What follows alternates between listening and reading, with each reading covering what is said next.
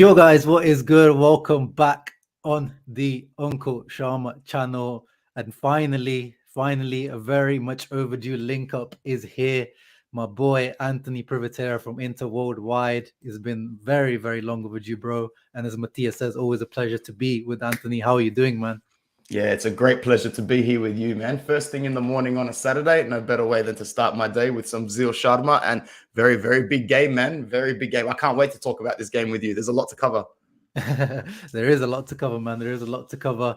And Indra says Punjabi time. Nah, bro, we were just catching up. It's been a while since me and Anthony actually talked, even like just Yeah, outside of the streams, which we should do more often, to be honest, Anthony. But it's the 100. timings. It's the timing is really weird because he wakes up really early and like it's just the timings all off between in England and Australia. But yeah, it was a good little catch up we had. Thank you for being patient, everyone in the house. Emiliano in the house, Eduardito in the house as well. Sanja, J Bis, seem are you new to the channel? Let me know if you're new to the channel. Of course, regulars in the house. Who's the guy with the beard? You've never seen him, Tommy. You're a regular. You've never seen No. Anthony, Wow. bro. I'll take the opportunity now to say, go check out Inter Worldwide, Tommy. I know you're a regular on here, but Inter Worldwide. Type this on YouTube. Go there, subscribe. These guys were on. Well, you guys were on like 5K subscribers at one point, weren't you? Yeah, pretty much got to 5K after like building the channel, doing like match compilations and highlights and stuff like that. But then wanted to see what sort of community we were working with just for the interactions and Inter Worldwide. So road to 1K still very much alive. We just hit 600 now. So I'll keep piggybacking off the Uncle Sharma fanboys, man, because they keep growing on the regular basis.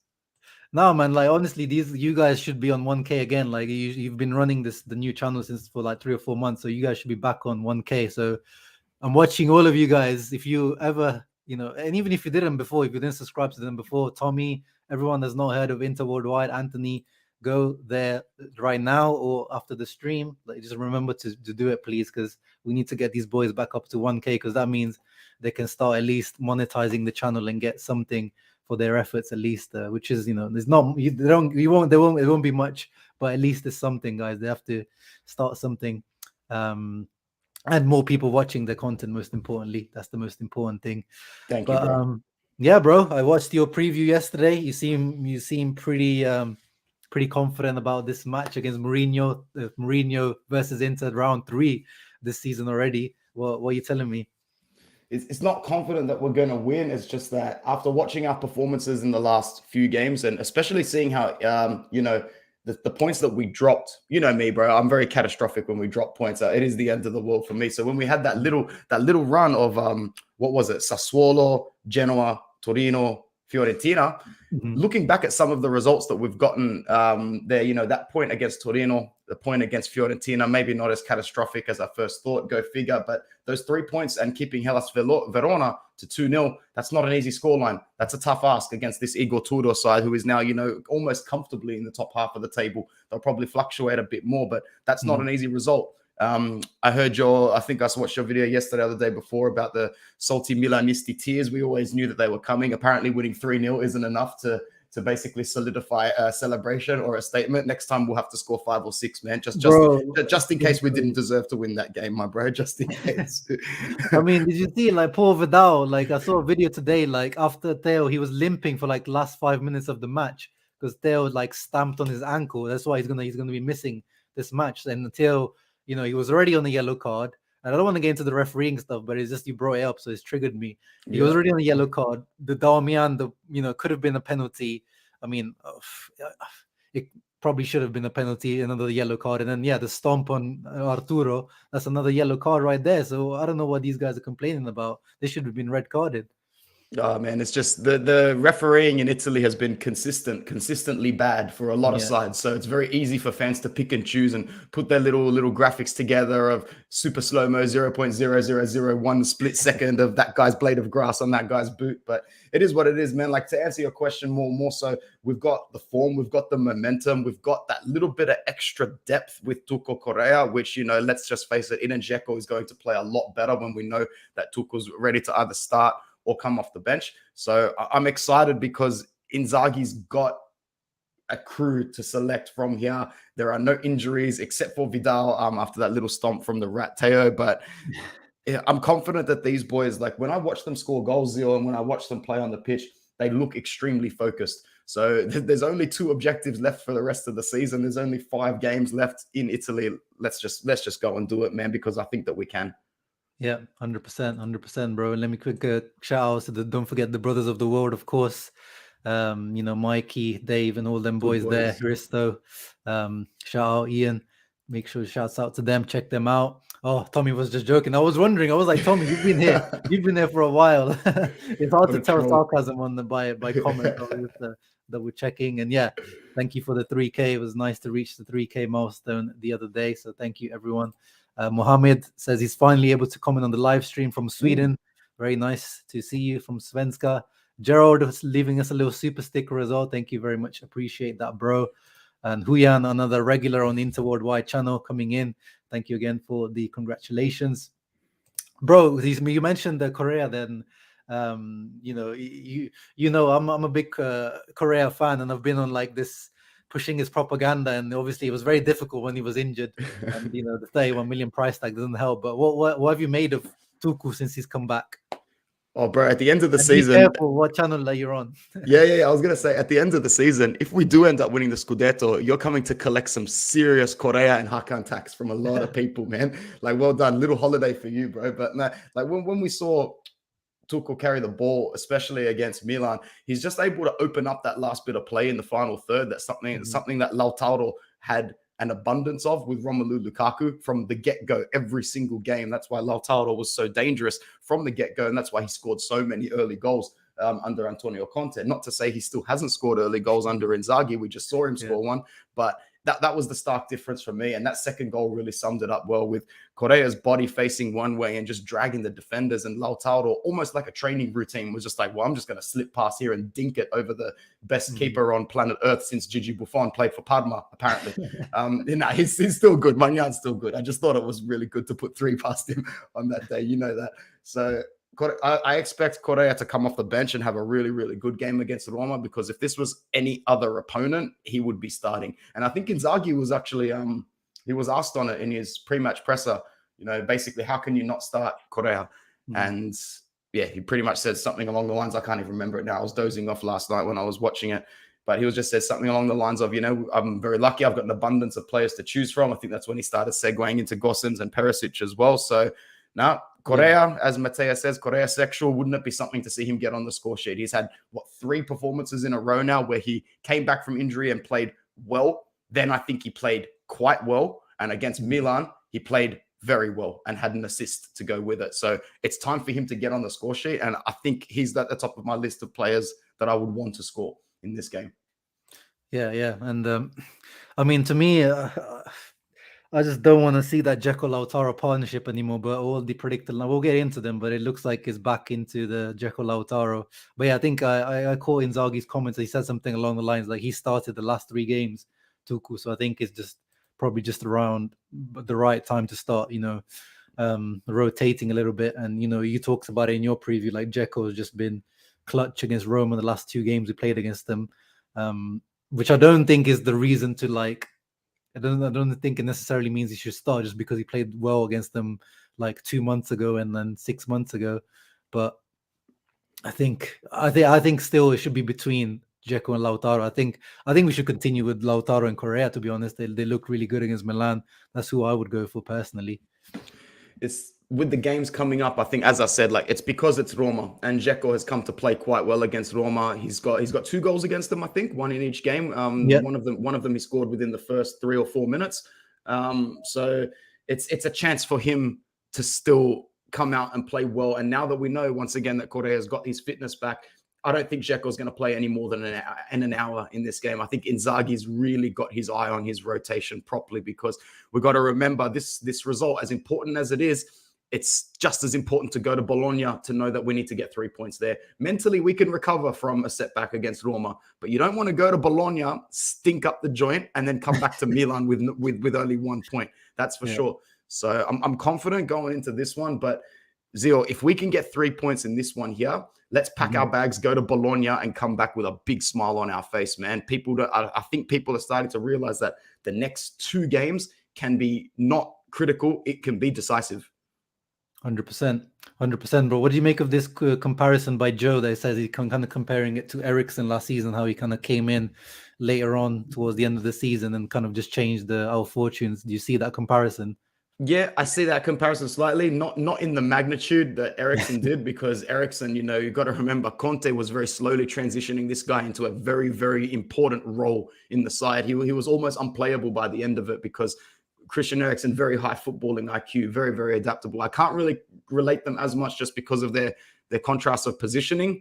And also the fact that we are very, very deep into the season now, and Correa still hasn't penciled himself in as a starter. I know he's had some injuries and whatnot, but by this point last season, Christian Eriksen was, tattooed into that starting lineup. And I'll never forget that live stream we did where he scored that first goal. I think it was it against Crotone? No, it couldn't have been Crotone. Yeah, I think it was Crotone. Anyway, it was against an absolute trash team that was coming last or second last to seal the Scudetto. And yeah, it was fantastic. So I can't make that comparison too much, but I think that Correa is finding the form at the right time of the season, and he needs that going into the back end, man, because the unsung elephant in the room is that we've already slapped down the 31 million for you to be permanent. So please give us a reason to go into the off season thinking that you can be an even better product next season. And I know you've got faith in him that he can. And I've got to tell you, man, after watching him against Milan, it's hard not to look at him and go, well, it's there. The talent's there. The ability's there. The knowledge is there. The skill set is there. We know what he's capable of. If this guy can stay fit next season with 1 or 2 more elements of depth in this attack so that we're not asking too much of the dude, he will be a great player for this club. Yeah. And I think I've said this before, like I like Correa as a player, but I know he's never been and he's never going to be a world-class player. Like the boy's never hit double figures in his life, and I don't think he ever will. It's just he's quite a limited player, but he's in this team. There's just no one else that does what he does. So he's just kind of, just because of his uniqueness, almost like by default, he's very important to this team. And yeah, did you see the timing of the Coppa Italia is so weird? Like I don't understand why they did it like in between. Like why didn't you just like do it after the season's finished? Like I don't know about you, but I've seen an abundance of Juventini with no shame this season complaining about the referees. Like the last decade didn't actually take place in the world, so we'll just forget about that. But that screams favor to them, man, because they're not going to be fighting for a title at that point of the season. They'll just have all eyes on the Coppa, whereas they've put that smack bang in the middle of our last second to third game. I think it's against Empoli and Cagliari, in between those two. So that's another reason why we need as many points as possible. You don't really want to be going into those last 2 games against Cagliari and Sampdoria 1 point behind Milan, or even 1 point in front of Milan. I'd like to be as firm as possible. So there are still some regrets for not picking up certain points in the last maybe 7 to 8 match days. But I think at this point of the season, my brother, a lot of teams in the world say that. They get to this point of the season, and no matter where you are in the league, you look at the season and you go, oh, if only we got 3 points here, if only we scored a late goal here, if only this didn't fucking happen. But well, it all did happen. It all did happen. So I'm sure the Milan fans have got a lot of regret over a lot of games this season. And I'm sure a lot of the Juve and Napoli fans have also got a lot of regrets over the games this season. But we're here now, and all we can do is look forward. And I'm really looking forward because, as I said, like the next few games will be decisive. I said it on my channel, man. If at the end of the season, this Milan side has won the Scudetto with the fixtures that they've got left, I can do nothing but applaud them. Oh yeah, then just stand there and applaud, and fair play to them. There's no excuses from me. And as we said, even if we win it, it's just the season has been won by the team that was least worst. Like we were the ones that effed up the least. I got a question for you before we move on, because I wrote this on my Twitter this week. Inzaghi's season, in context, after everything that's happened, is already a success.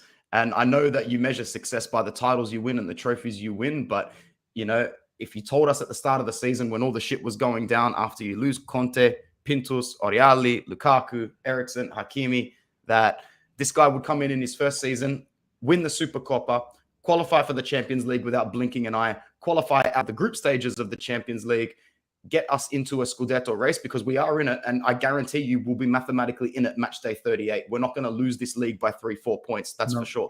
So we're going to be in it up until the last game of the season. And we're into the Coppa Italia final. The guy has ticked off every objective so far. there are 2 objectives left, and those objectives are bonuses. They are not actual objectives that were on the list at the start of the season. No one told this guy that you needed to win the Scudetto to keep your job. No one said to win the Coppa Italia or keep your job. Make a deep run in the Coppa, challenge for the league. And that's what we're still at, man. So would you say Inzaghi's season is a success? Bro, yeah, 100%. He's improved on what Conte did. Like, he improved. Let's not let people keep forgetting, and we're gonna get to that when we review the season. Obviously, probably I'll try to, if we link up for that one, Anthony. But people will keep, like, now that we're out of the Champions League, people forget about the Champions League. We had a good Champions League campaign, guys. Yeah. We got to the round of 16 and we made a good account of ourselves. We weren't like, smashed out and humiliated. And you got to remember, UEFA completely dropped the ball. Literally, we had Ajax in our bro. hands. We would have smacked Ajax, bro. But yeah, we improved on what. Let's not forget, Conte was kept stumbling in Europe. Like, we went out 2 seasons in a row on the Conte. And we should have gone. I know we had hard groups on the Conte as well, but we should have got out of those groups.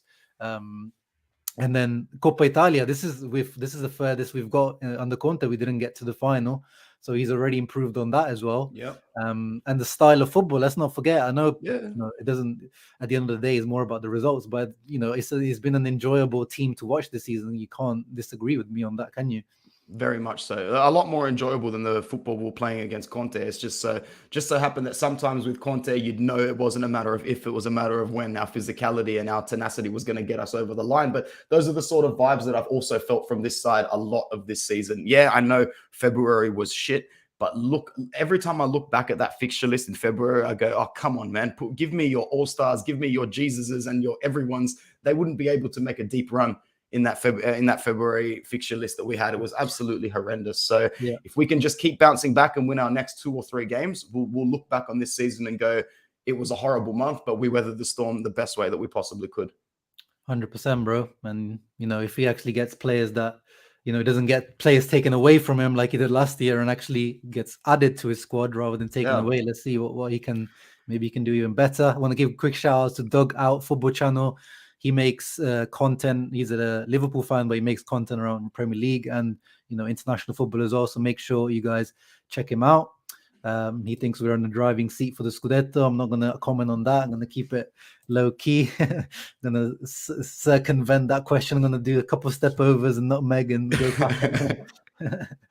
But yeah, let's get into the match preview. I've got already, Keston says he doesn't want Dumfries to start this game. So let's get into it, Anthony.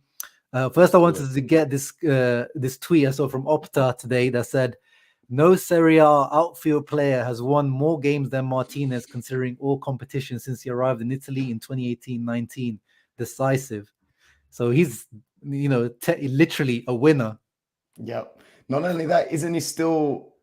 How many goals has he got this season again? And how many of them are not from the penalty spot? Is he still the highest scorer in the league without penalties this season? Because I know he flirts with that statistic a lot. And even if he's not, he's picked up that form in the last couple of games that we really know that he has. And I think a lot of people like yourselves who are just worried that partnering up with Dzeko again, you're going to see a stark contrast from these couple of performances lately. And I said this yesterday, if that partnership stinks it up against Roma, you're not going to see it again this season. It's almost like the last roll of the dice for Inzaghi to go, oh no, this could still work. It's Dzeko against his former side, but to focus on Toro, he's doing everything that he can to make sure that A, he justifies his price tag and contract, and B, he stands out in this side as still the most marketable character, because he is at the end of the day. The guy goes on international duty and plays next to Messi and scores goals. That's enough. I know he didn't have a great Champions League campaign, but when you look at our Champions League campaign since he arrived at Inter, he's the one that's going to be in the highlight reel for the goals against Madrid, Barcelona, Borussia Dortmund, and recently as well against Liverpool. He didn't play great in that game, but I can tell you what, when people watch the highlights back, they're not really going to care about anything apart from his 65th minute strike. So I'm on the fence, man. Like, if you get Dybala and Lukaku, you have to keep this guy, right? So where is a situation in the offseason where we sell Lautaro and benefit from it other than financially? Because if you are going to sell Lautaro for a certain amount of money, you're probably going to have to reinvest it in someone with a heavy tax like a Raspadori or a Scamacca. And there's no way that they're going to come in and do a job at Inter the same way Lautaro will do straight away, because this is still Lautaro's environment. It's not their environment. They need to step up. So it's really good to see him get this sort of form back, because, a pessimist like me was starting to think that he was a little bit washed and dusted in this jersey, only because I don't trust young athletes and their psychological approach to the game. I think it's very easy these days to pick up something and put it down 2 minutes later, go to another club, etc. But, the guy came in young, he's maturing. If he was to stay and have a big season next season, I think his future at Inter could be longer and positive. But no bad things to say about Lautaro at the moment, especially when he's in form. Those 2 goals against Milan, they're not, I'm not going to call them world class, but don't ask for anything else from your hitman besides goals like that. That's what he's there to do. Yeah, no, I think those 2 goals to me were world class. Well, they were world class. Yeah, they were.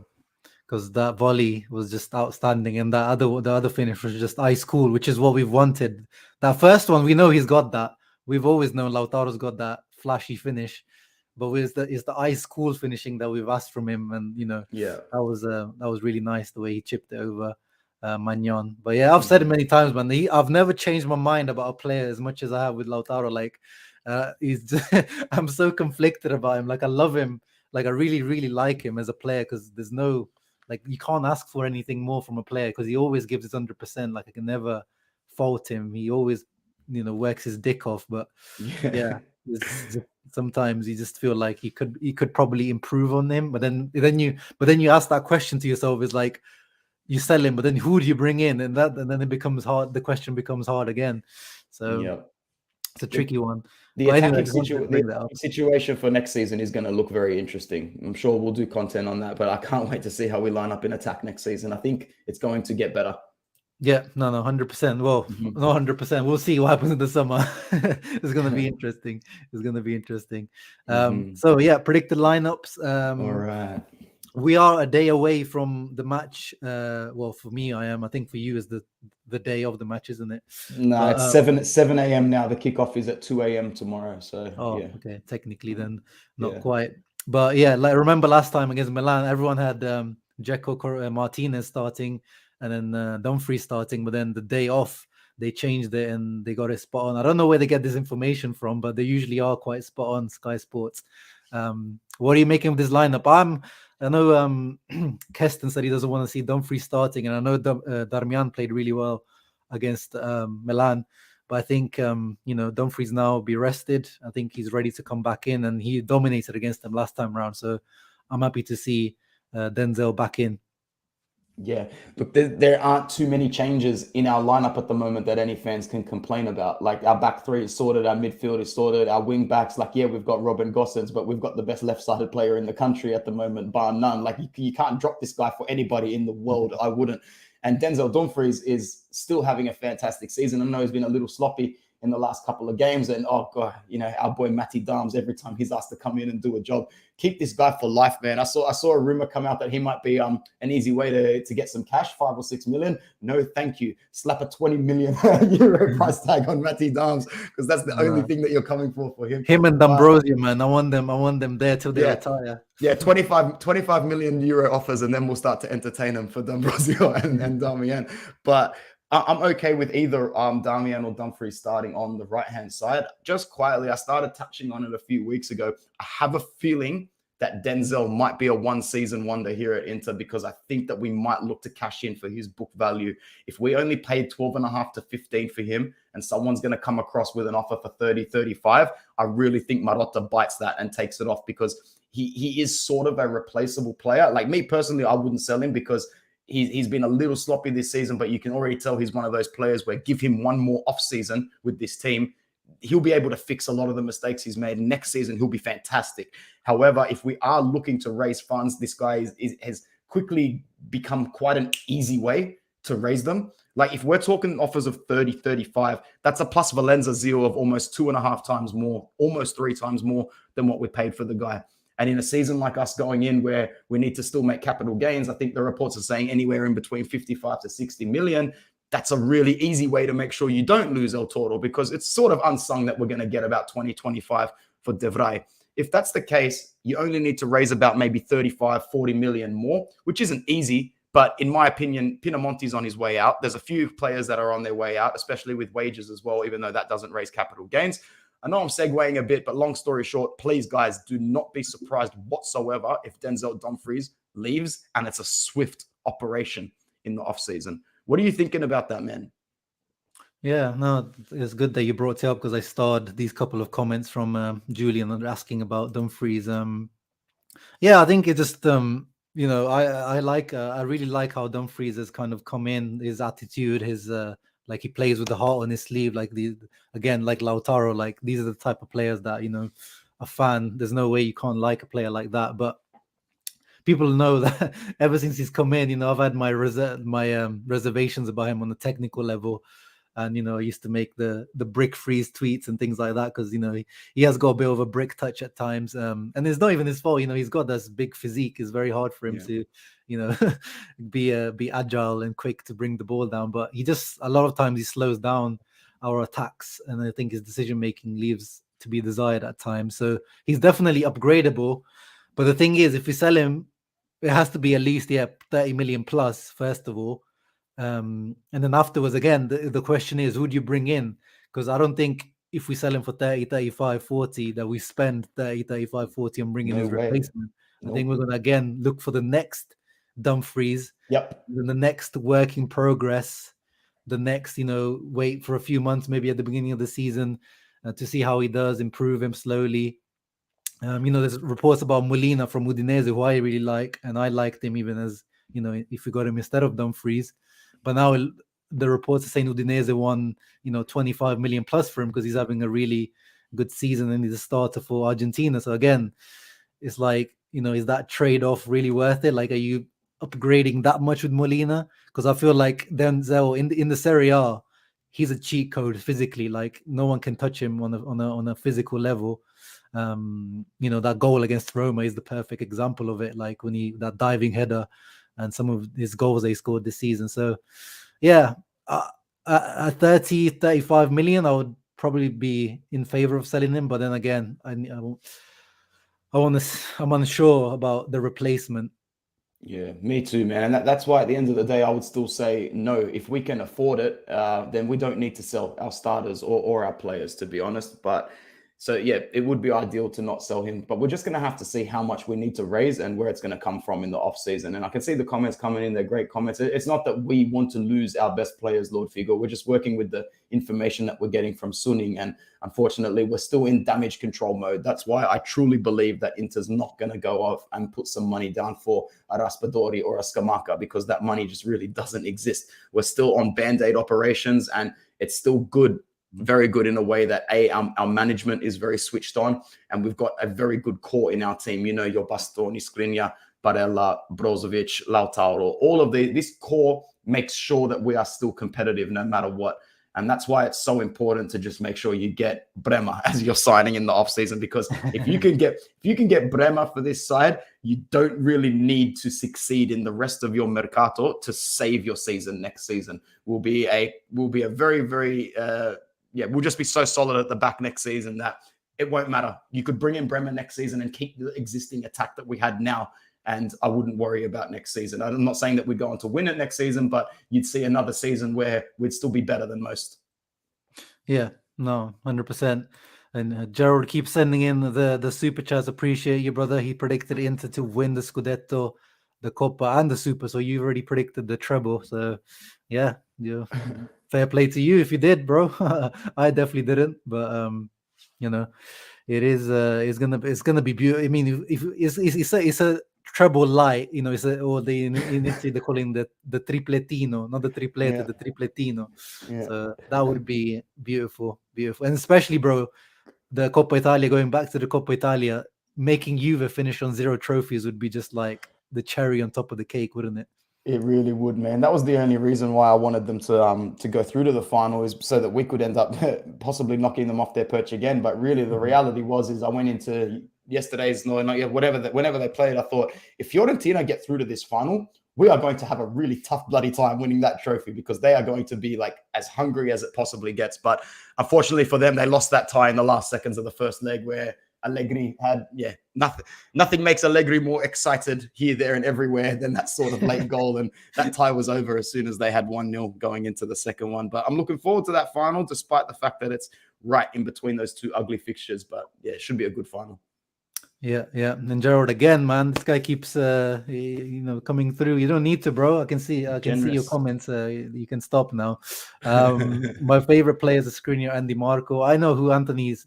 Your favorite players are Skriniar and Barella, aren't they? Yes, they definitely are, man. They definitely are. Oh, you know what, bro? There's no Bastoni's right up there. I love the guy's attitude, man. The guy's from a different generation, and I love that story about how he was the only one saying the S word, Scudetto, when Conte was here. Apparently, it was like an unsung thing that no one was allowed to talk about into the dressing room. But this guy would like just walk around, go to his locker. He's like, "We're winning the Scudetto. We're winning the Scudetto. I'm here to win the Scudetto. Are we going to win the Scudetto?" I love just that youthful exuberance of like just almost arrogance. Yeah, and I think on one of his birthdays, he organized to go on a yacht ride or a boat ride, just him and his missus and Andrea Bocelli. And I was just watching some of that footage. I'm like, you might be cool in the world, but you will never, ever be Bastoni on a private boat with Bocelli topless singing. Cool. Yeah, I don't know how that happened, that link up.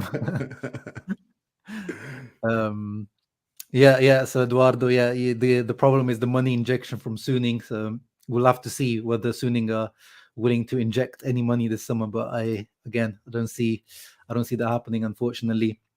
Shout out to Ricky Buzz as well. The Inter community is coming through today. He also makes Inter-related content, so make sure you check out Ricky Buzz's channel as well.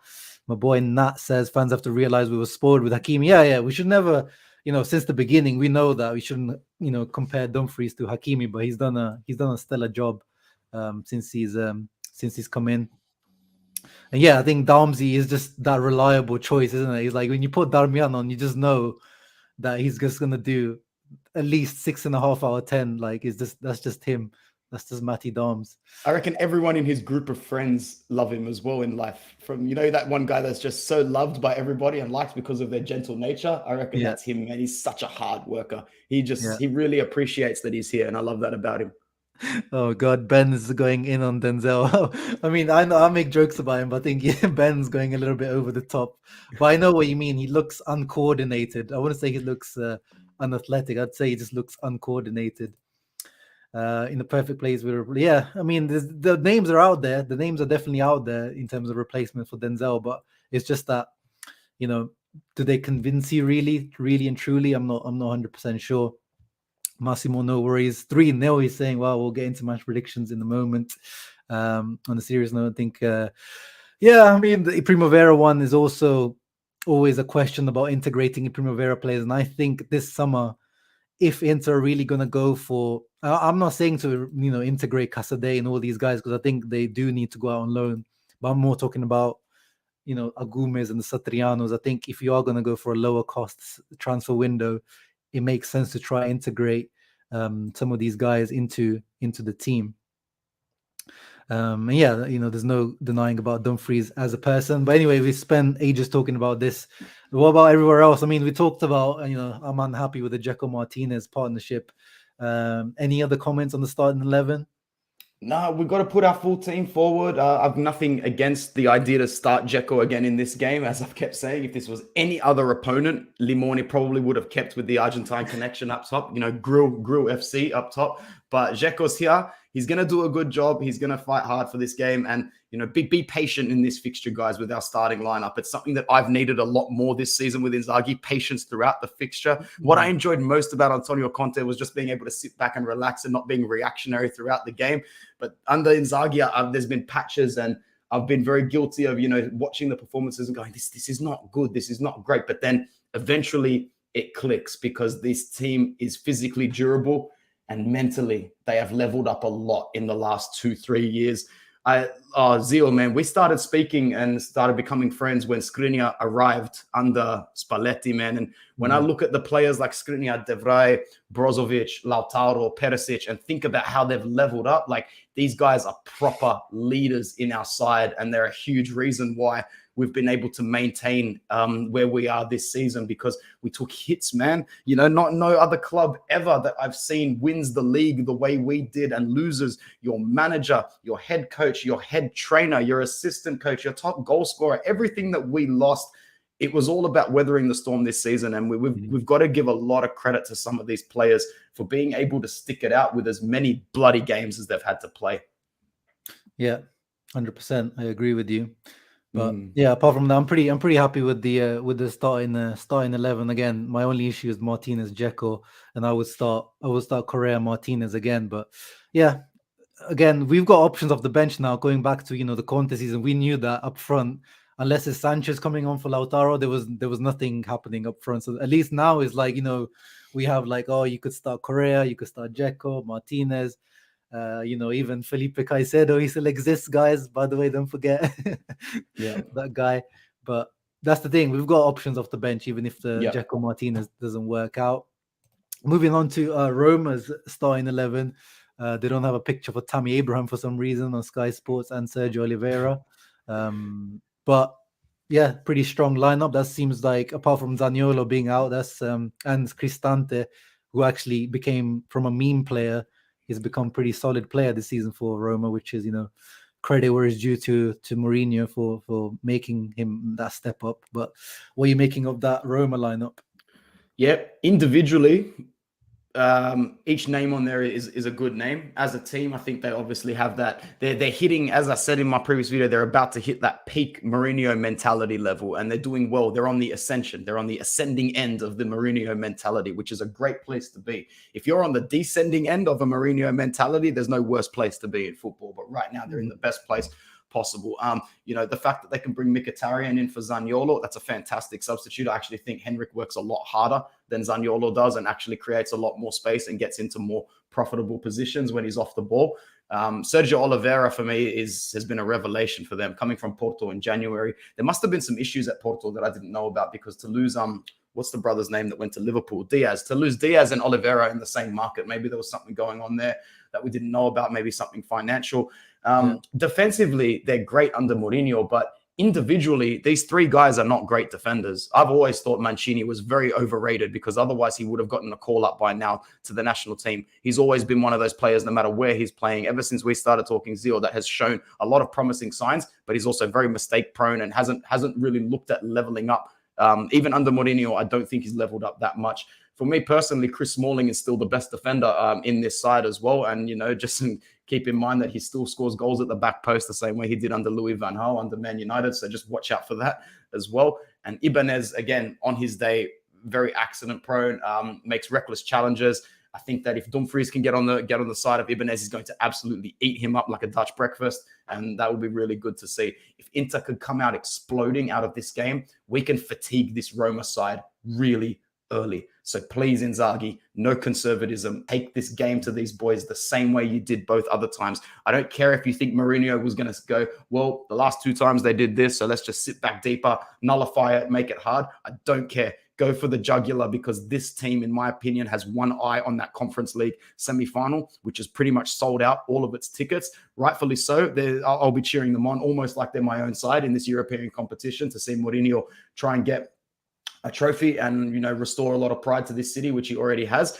But they're a good team, Roma, but we're a much better team. So we need to go there and take it to these guys, because if a Brozovic, Hakan, and Barella midfield is switched on and the communication between the wingbacks is good, we should pummel this Roma side with opportunities and chances. Whether we convert them, different story. That's not up to me, and that's not even up to Inzaghi at the end of the day. But I think Inzaghi's going to get these boys into positions where they should bury chances. So hopefully we're focused, Zio, because a focused Inter in this game should be able to come away with 3 points. 100%, bro. And I want to ask you one question on Mourinho, because I know you're, not Man United. Would you say you're a United fan, like a Man United fan? But you watch Man United quite closely. I know that you know about them. But what did you make of like the Smalling Mkhitaryan? Because if I remember correctly, Mourinho fell out with both of them when he was at United. So isn't it quite interesting that he's managed to kind of look past that and make it work here at Roma with both of them?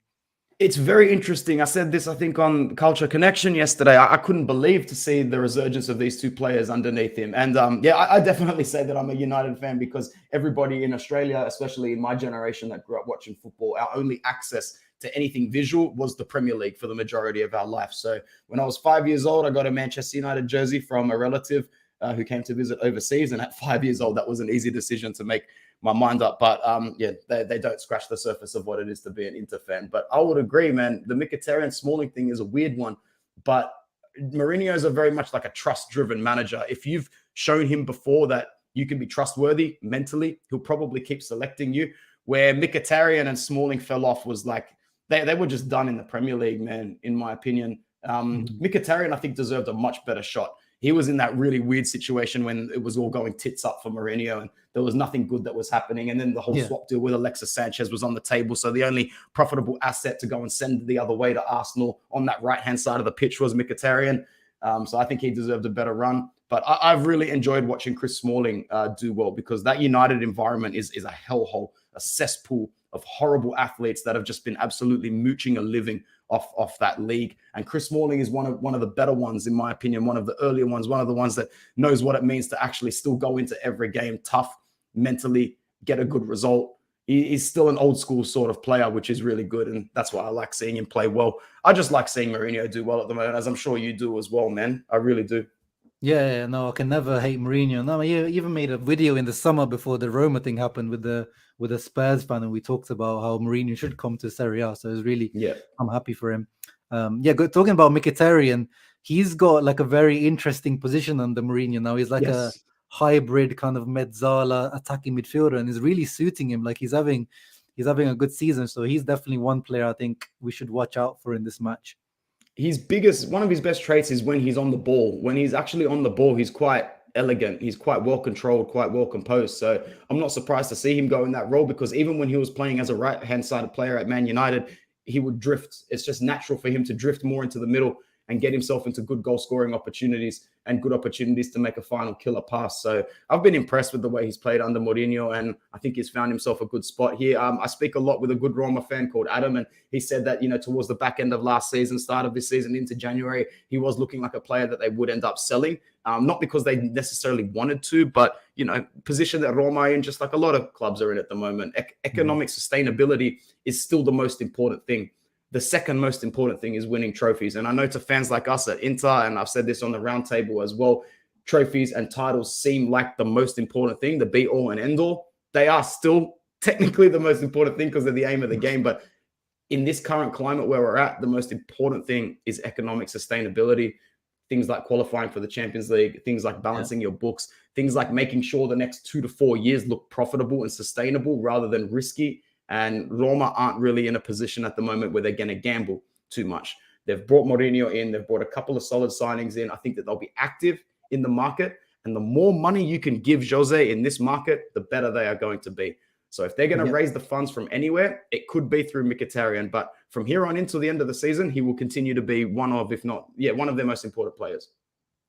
Yeah, no, 100%. I agree. It's a very interesting development from him, and of course, the other guy to watch out for is Pellegrini, the captain. He's always a threat. Tammy Abraham, of course, and a few people pointed out Zalewski is another, winger converted into a wing back by Mourinho. So Mourinho's been he's modernizing himself. He's doing things I wasn't expecting him to do at Roma. So definitely not going to be an easy match. And I think they're the informed team of Serie A as well, aren't they? Like they're unbeaten since January or something like that. They are the most formed team in Serie A, but that just means they're due for a little bit of a knock off their perch. Yeah, and someone mentioned that the last game we played against them, the Coppa Italia game. We weren't like outstanding in that game, but we beat them 2-0. Dzeko punishes them. Like Smalling seems to have struggled against Dzeko for some reason, even though he seems to have the better of the likes of Osimhen and Vlahovic, but Dzeko is the one that seems to give him the most trouble. Of course, here Perisic to Dzeko. That was the first goal we scored against them. It was like the first 5 minutes. So we need like a strong start in both the games. We had a strong start against Roma. And if you remember, Barella almost scored like goal of the season candidate. That would have been sick if that went in. Unfortunately, it didn't. And he had another attempt in that match, the volley one as well, if you remember that one. Oh, he's had hella games where he's struck the ball from outside the box and he's come that close to scoring. I'm like, oh, if you only nailed half of these in your career, my goodness. But yeah, great. I think he's due for another big game, man. Ooh, But yeah, speaking Alexis of goal of the Bomba. season, I think this is probably still our goal of the season until now. Well, we'll have to discuss at the end of the season. But what a goal this was from Sanchez, and this is probably the last sighting of the real Alexis Sanchez we had this season. It's like 2 months ago. Vintage Alexis Sanchez, bro, like proper Arsenal Alexis Sanchez, where nobody likes him, but he comes and does something like this. Yeah. But I'm looking forward to seeing him get the minutes that he gets from now to the end of the season, because even if we were to struggle and not reach our end goal from where we are now, I'm happy to send off the likes of Vidal and Sanchez with a thank you, with an applause, with a handshake, because it doesn't matter what you cost us. You were integral to bringing back what we wanted. I heard you say it on your channel as well recently, and it's not the first time. Like we said it when it happened. Arturo Vidal earned his crust, earned his pay, earned his whole inter-career with that one goal against Juventus. I don't care what anybody says, man. That's what he did. He was brought in for that one reason, to make sure that there were going to be a few moments where he was important, and there was more than one moment where he was important. So Vidal and Sanchez, already two successful players for me, and I'll always look back on their Inter time with a big smile on my face. 100%, bro, 100%. And yeah, we'll see. I'm expecting something. I'm expecting a big Sanchez goal before the end of the season as well. I know he's had like less minutes recently, but I'm expecting some big contribution from him before the end of the season. Going back to the previous game, remember Hakan scoring directly off a corner. Again, beautiful start, first 15 minutes, goal. Obviously, this one wasn't, limone ball or anything, but, a goal is a goal. Lovely start. And then this is proper limone ball. This was what I think this was the peak Simone's Inter, wasn't it? This was like, look at this, 6 players in attacking positions, 1-2s, movement off the ball. Correa combining with Hakan, then Bastoni in the box with Dzeko and Dumfries, and Dzeko ends up scoring. Like, what a goal that was. I think that's probably, you could say that's a goal of the season as well. Yep, that's definitely a contender for goal of the season. The way that we pegged Roma back in that play, I had to watch it over and over again and go, oh, that's just utter class. Look, to be honest, man, I can't wait to do that content with you, because I'm thinking in my head, we have scored some absolute bangers this season, man. I'm just 100%. starting to replay some in the back of my head. But yeah, I get why some fans will be worried about this game, but guys, we're at that point of the season where the boys need to turn up. The boys need to turn up and prove themselves, and they know what it takes to prove themselves. They're going to leave everything out on the pitch. So don't be too worried. Even if this game doesn't end in a victory, we will be able to dust ourselves off and have another couple of cracks at this. We've earned that by bouncing back strong from our poor form. Our season was teetering on the brink when we went to Turin. And I was very pessimistic before that game, because, as I was saying, the season's not over, but the fact of the matter is that we've got to go to Turin to win. If we don't go to Turin and win, the season could almost be over. It was such a mammoth task, but getting over that hurdle and coming back strong from that and winning all the games on the bounce and watching Milan slip a couple of times like we knew they would, we've earned ourselves the right to be able to dust ourselves off after a game where we don't win. It could be this one. It could be Bologna. It could be Udinese. For me personally, those are the 3 where it could come. And we were going to do a video, Gilles, and predicting the rest of the league, but I think we're a little too close now. That ship has sailed a little bit. But I don't know about you, man, but like the games against Empoli, Cagliari, and Sampdoria, they were never a concern for me. If you can get over the line against Roma, Bologna, Udinese, you get 7 out of 9 points there, I think you're on your way. Yeah, exactly. Those are the ones, but we need them to sort out their situation as soon as possible as well. I don't want to go to Cagliari when they still have to, fight for their life.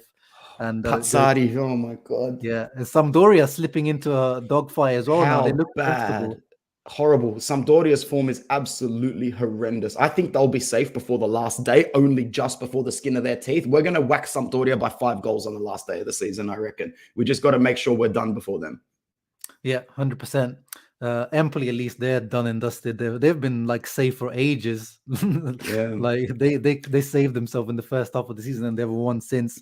And this is the goal we talked about earlier with Denzel. Like, this is the type of stuff where he dominates in this league. Like, in the air, he's an absolute beast.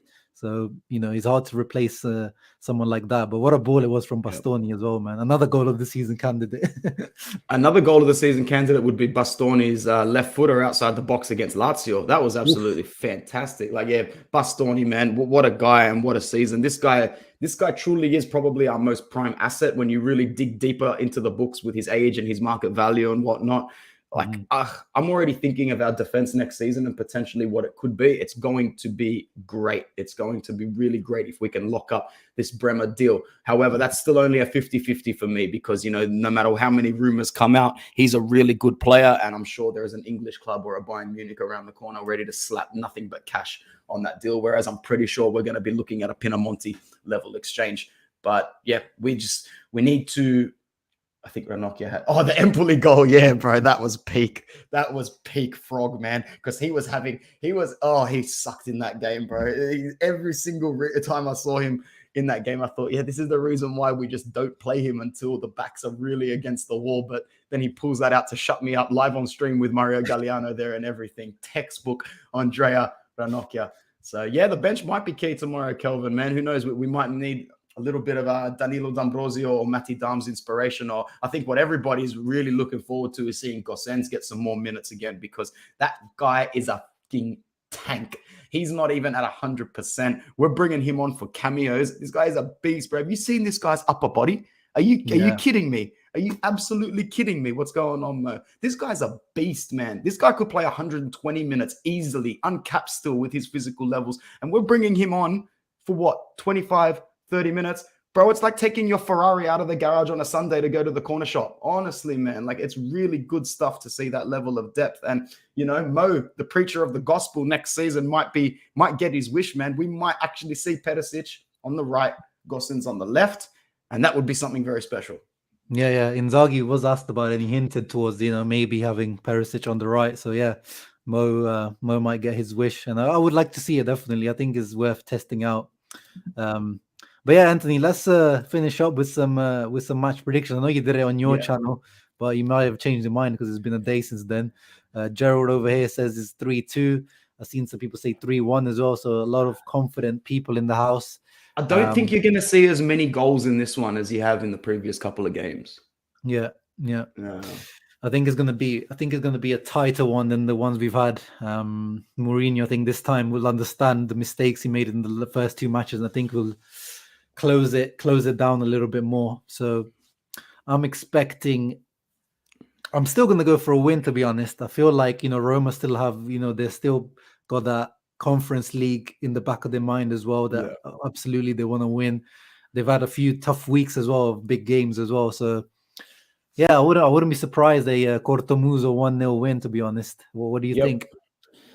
Yeah, 1-0, 2-1. I think Roma aren't really going to come at us straight away. I think that they'll look to lock the game down and drag it out as long as possible in typical Mourinho style. And that suits us because I think we're playing with confidence at the moment. I think the only way that they are going to be able to get us is on the break. But, Milan Skriniar can stop a freight train at the moment, man. Like that. Yeah, go. I dare you guys to take him one-on-one. Honestly, go and embarrass yourselves and let Zio make a clip compilation of you because it's not going to happen. Yeah. I think that if we can just...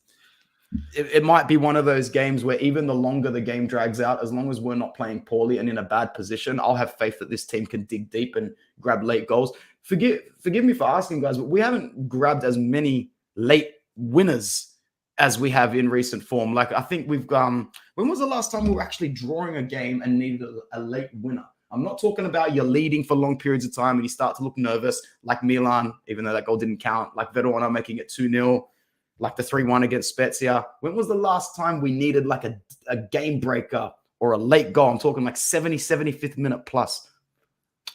Probably the Super Cup. Jesus, that long since we had to push on and get a game breaker because, that was Conte FC towards the back end of the Scudetto. Like, just drag it out to minute 80 for a week here, 85. Someone's going to score that goal that we need. And it was Matty Dams a couple of times as well. But, I was just thinking, if this game was to go 0-0 or 1-1 late, I can actually see this Inter pulling something out of their cooler and, having that little bit of a dream carry on. Just like Alexa said when he was interviewed recently, that goal against the Super Copa was the closest thing to a movie I've ever experienced in football. Like, yeah, fair enough, man. So I've got a lot of faith that these boys will continue to dig deep right until the final whistle. So I'm going to go for 2-1. And I think Dzeko gets a goal. Yeah. Okay. Fair enough. I don't know. For some reason, I'm feeling like a 1-0. I don't know. I feel like it's gonna be cagey. I can even see a red card being shown. I think it's gonna be like an edgy match for some reason. I don't know why. I'm seeing that. So yeah. And who the scorer is gonna be? I think Dzeko gets one, and I'm going to go for Skriniar or Bastoni or De Vrij. I'm going to go for a header or a set piece. I can't exactly nail down who it is, but if we do win the game, I expect Dzeko to score and one of our defenders to score. Oh yeah, Venezia. We had the late goal from Dzeko. Yeah, that was hella late. I remember doing my match reaction to that and not even cracking a smile. That was that sort of win. Yeah, I remember now. Good one, guys. Yeah, good memory. Thank you to the chat. Yeah. But yeah, thank you, Anthony, for joining me, man. Very good link up as always. And we dived into a variety of topics, and I hope everyone watching enjoyed. And yeah, we'll see you tomorrow for post-match reaction. Are you going to be around? So 2 a.m. kickoff. So I'm definitely not going to be around during the game. I'll be like watching it with my eyes closed. Probably Mo will be on the channel for the live reaction for Inter Worldwide, because the game does finish at 4 a.m. And even then, if I'm awake, 4 a.m. is a little bit of a stretch to get sorted on technology and whatnot. So for my Inter Worldwide reaction, you're probably looking at one about maybe like 4 or 5 hours after the game, just when I've got a little bit more energy. But thank you so much for having me, man. This is always my favorite place to come on to. The chat is going so strong. I've seen a lot of names in here, guys. If you want some more content along these lines, head over to my channel, Inter Worldwide. Give it a subscribe. And yeah, congrats to the 0 on 3K. Much deserved. Bigger and better things coming from here. And bro, 3 points against Roma. And I'm gonna start getting the jiggles, bro. I'm gonna start getting the shakes, the nerves, everything. You know how it is. Exactly, bro. Exactly. We need that. We need that win for our mental health, and then we can watch Milan versus Lazio and see how Jerry Mancini's boys do, if they do us a favor or not. Yeah. And thank you, thank you so much, bro. No worries. And thank you everyone that watched. Thank you and everyone that commented. Make sure you leave a like and subscribe to the channel and to Inter Worldwide. Ciao ragazzi, always Forza Inter.